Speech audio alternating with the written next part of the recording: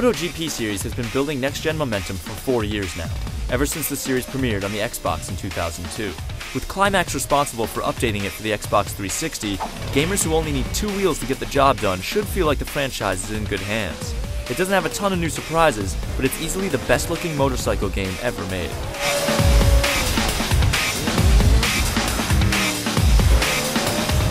Keeping your knees to the asphalt is as difficult now as it's always been. If this is your first time on a Moto GP bike, your helmet visor is gonna get scratched up real quick. This is a racing sim, so the controls take a while to get used to. Training challenges can help you pick up the basics, but when you're in a race on an unfamiliar track, be prepared to go airborne a lot. But you can take the edge off if you're tired of losing control. Extreme mode has more of an arcade flair, with made-up courses that can be handled at higher speeds.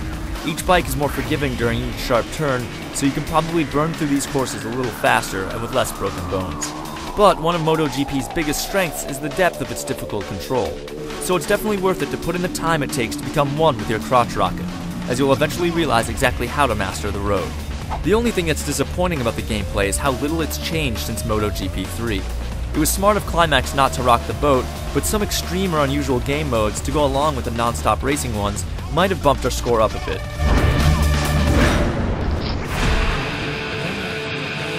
A few of the recent 360 games looked more like Xbox games, so it was easy to notice and appreciate the visuals in MotoGP 06. It might be the only bike game on the system, but it is one of the prettiest games on the 360.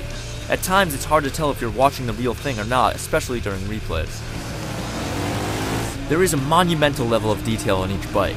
Each muffler and carburetor, or track tunnel and open straightaway, reflects the light differently, no matter where it's coming from. And each time you burn rubber on the track, it leaves waves of realistic and surprisingly eye-catching patterns. But none of this would work without a stable frame rate, and MotoGP keeps it running as fast as the bikes that push it to the limit. The only things that might take you out of the high-speed experience are the average background models.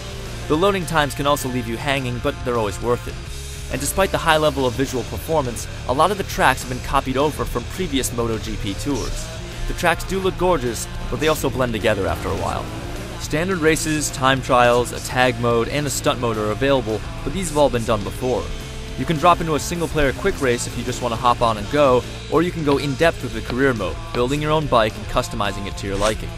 But as plentiful as the modes are, most of them are just one race after another, and considering how careful the game recreates its roster and vehicles, you'd think they'd beef up the game's attitude to reflect the personalities that drive the sport. Even action racing games like Burnout have rivalries now.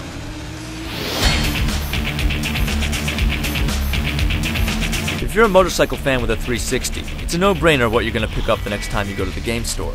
MotoGP 2006 feels more like an upgrade than a full-blown sequel, but it's so darn pretty that anyone with an HD TV should consider giving it a test drive.